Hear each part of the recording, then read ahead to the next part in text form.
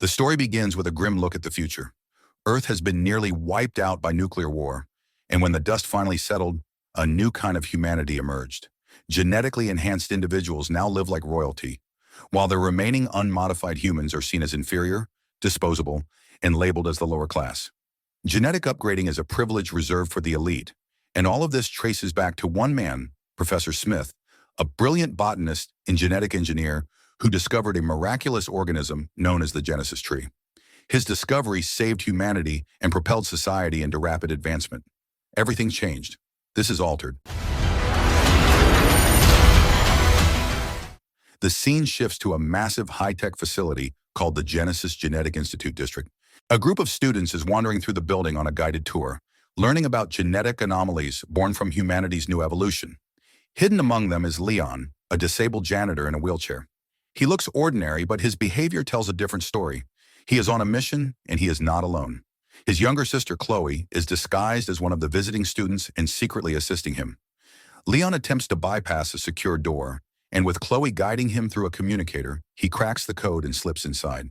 Two guards stand in his way, but Leyon distracts them with a remote-controlled toy mouse that releases sleeping gas. The guards collapse and Leyon moves deeper into the restricted area. Following a stolen schematic, he reaches the core chamber, only to hit another barrier, a password-protected door. While Leyon waits, Chloe creates a small distraction and manages to steal the passcode from an unsuspecting staff member. She relays it to Leyon, and the door unlocks. Inside, Leyon retrieves a rare flower derived from the Genesis tree. This flower has the ability to absorb radiation and air pollution, converting it into pure, stable energy. It is the most valuable resource on Earth, powering cities, vehicles, and life support systems worldwide. But the moment Leyon secures it, alarms erupt throughout the building. A breach has been detected in the... Security forces swarm the halls and begin inspecting every visitor. Thinking quickly, Leyon transfers the stolen flower into a doll, handing it off to Chloe before security reaches them. The trick works. They walk out undetected. Outside, the world watches a carefully crafted political message unfold. Senator Kessler appears in a broadcast urging citizens to support something called the Gen 42 Equality Program, a policy promising genetic upgrades for everyone after birth. But despite his polished words, reality paints a different picture. The divide between enhanced elites and ordinary humans keeps growing, sparking widespread protests across multiple districts. Meanwhile, a rising pop star named Mira prepares for a concert. She becomes frustrated when her manager cancels a scheduled performance in the Turcos restricted district due to safety concerns. Refusing to back down, Mira insists on performing there because she wants to entertain ordinary citizens, not just the privileged class. At the same time, Chloe and Leyon make their way back toward their guarded residential zone, known as the Special District. Using forged identities, they pass the armed security checkpoints under the excuse of collecting a birthday gift for Chloe's niece. Along the way, they catch another broadcast featuring Senator Kessler. Chloe grows visibly tense, overwhelmed with frustration toward the genetically superior ruling class, until Leyon reminds her to stay focused. Once home, the atmosphere shifts. Chloe pauses to look at an old photo of their mother. Leyon examines the stolen flower and proudly reveals his progress. He has already extracted its core essence, a vial of concentrated Genesis energy. Chloe's expression softens as she realizes what it means. Night falls, and Leyon goes back to his usual secret side job.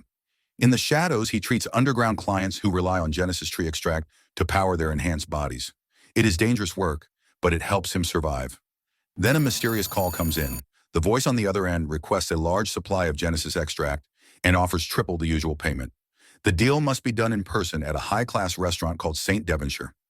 Chloe warns him that something feels off. The offer is too good and the job is already illegal. There is a real chance this is a trap. But Leyon ignores his instincts and hers. The money is simply too tempting, so he decides to go. St. Devonshire is filled with genetically modified elites, people with extraordinary physical upgrades. Leyon heads to the kitchen where one of his regular clients, a chef, waits for him. The man hands over his custom armor pieces for his arms and legs, and Leyon injects them with fresh Genesis extract so the chef can move with enhanced strength. But before the transaction is even finished, chaos erupts. A group of masked attackers storms the restaurant, tearing everything apart. The lights suddenly cut out, and panic spreads like wildfire. The chef rushes away to investigate the disturbance and never returns with payment. Screams echo through the building as the attackers slaughter everyone in sight. Hope you all enjoyed your meals. 'cause they're your last. The chef eventually crawls back into view, barely alive. Leon and Chloe hide among the overturned furniture and broken glass, trying to stay unseen. The situation keeps escalating, and Leon realizes he has no choice. He straps on the chef's armor so he can stand and fight. He then injects himself with Genesis extract, boosting his strength and mobility. For the first time, Leon moves like a fully functioning enhanced human, and he pushes back against the attackers.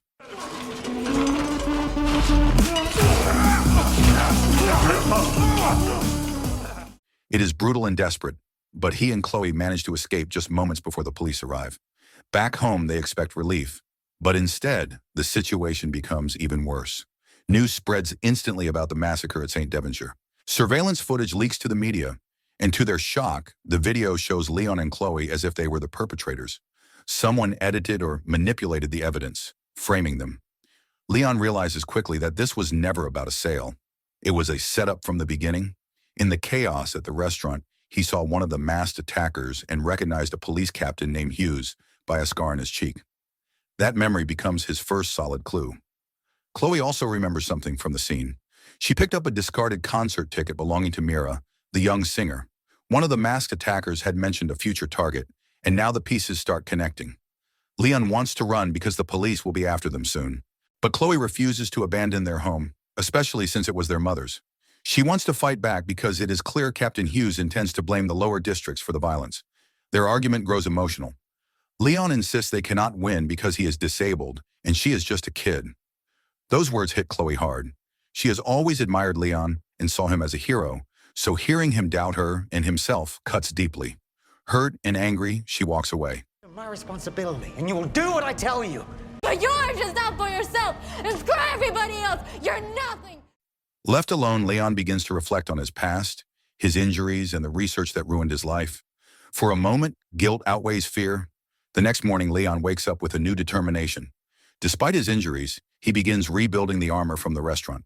With scrap metal and Genesis energy, he upgrades it into something far stronger. Chloe watches quietly. This time, she sees something different. Not a fragile brother, but someone willing to risk everything to protect their home and stop another attack. Their frustration fades, replaced with shared purpose. Together, they begin testing equipment, adjusting systems, and preparing for the inevitable confrontation that is coming. Another night arrives, and this one marks the start of the Gen 42 Equality Campaign concert. Mira performs on stage under heavy police protection, surrounded by cheering crowds and flashing campaign banners. Everything seems normal until the show ends. As Mira prepares to leave, chaos breaks out. A group of masked attackers disguised as police officers ambushes her and attempts to drag her away. The situation spirals fast, but before the kidnappers can escape, Leon bursts onto the scene, wearing his newly upgraded armor. A fierce fight follows. Leon's suit can fire bursts of energy in the form of biomechanical vines, overwhelming the kidnappers and buying precious time.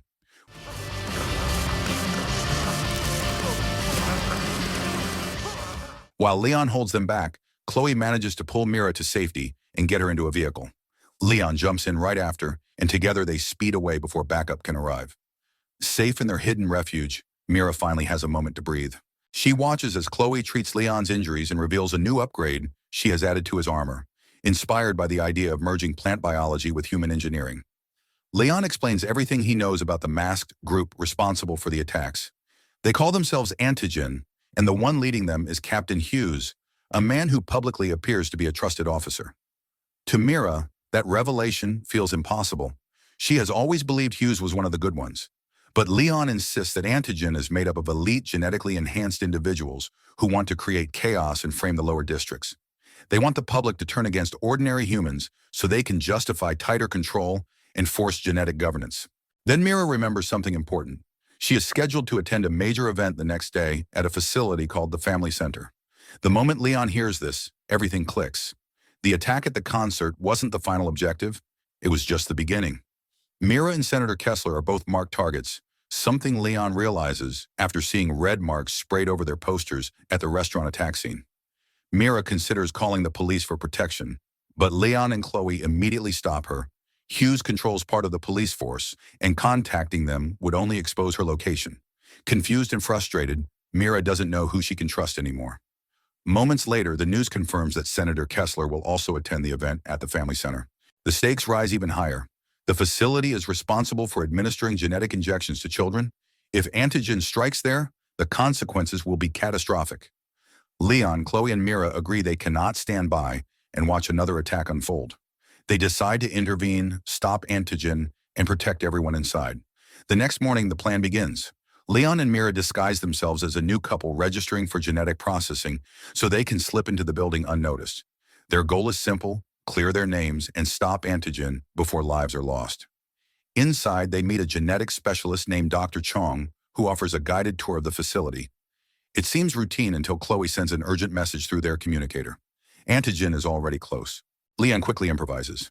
He pushes Mira into performing a small impromptu concert for Dr. Chong and the staff, giving him a reason to slip away and prepare for the ambush. He suits up again, ready for another battle. When the masked attackers burst in, the fight begins immediately. But this time, Leyon is outnumbered and overwhelmed. He falls on the verge of defeat.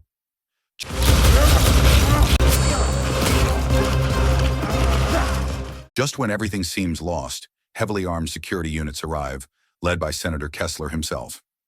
They drive the attackers away, and in the aftermath, a shocking truth is revealed.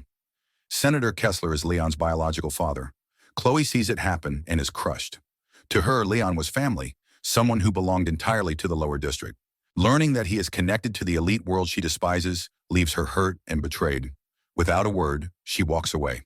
The next day, the Gen 42 Equality program officially launches. With Senator Kessler's approval and the support of his followers, the government begins relocating lower-class enhanced citizens to a special facility known as District Alicom. The move is presented as progress, a step toward fairness. But beneath the surface, tension continues to grow. Leyon is taken to Alicom as well, now under the care of his father. Even so, their relationship remains strained. Leyon still carries the pain of the past, knowing his father's research cost his mother her life and left him permanently damaged. Senator Kessler tries to make amends and hands Leyon a letter written by his late mother. In it, she asks her son to forgive his father. The moment softens Leyon, but only slightly. Mira eventually arrives and encourages Leyon to walk with her around the district to clear his mind. While exploring the facility, they unexpectedly cross paths with Chloe, who was believed to have fled. But she never left.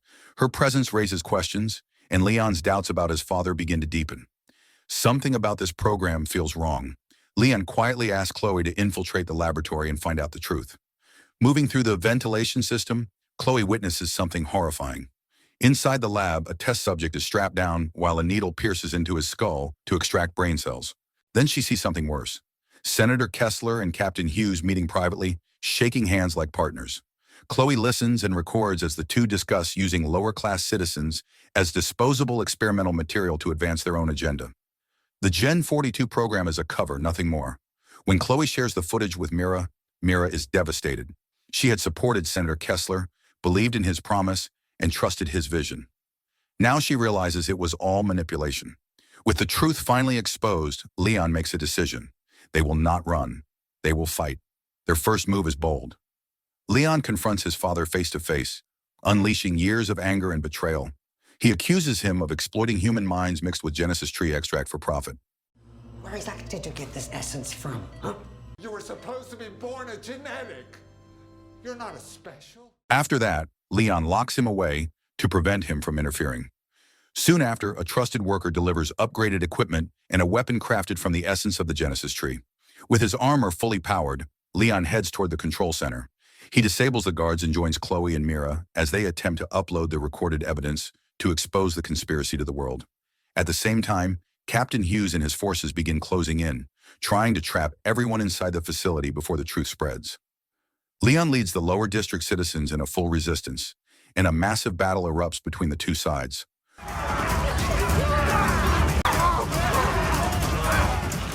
While the fight rages on, Mira and Chloe continue transmitting the files. One of Hughes' soldiers discovers them, and chaos erupts again. They barely escape with the help of a brave lower-class resident. Meanwhile, Leyon and Hughes face each other in a final confrontation. Hughes proves strong, enhanced, and relentless. Leyon struggles, nearly losing, until the battle brings them close to a Genesis flower reactor. Leyon tears off one of the flowers and forces its thorns directly into Hughes' body. The energy overload hits instantly, and Hughes collapses, his mutations tearing him apart from within. Moments later, official government forces arrive after receiving the broadcast evidence. The truth can no longer be hidden. Captain Hughes and Senator Kessler are exposed for exploiting human brains and the Genesis tree for wealth and power under the false promise of equality. But before justice can catch him, Senator Kessler disappears. In the distance, he watches Leyon, his face scarred and twisted from a failed experiment. The fight is over for now, but the threat he represents still lingers. So the moral of the story is, if someone offers triple the money for something illegal, just say no, bro, or you'll end up fighting masked weirdos, discovering secret dads, and growing plant laser arms.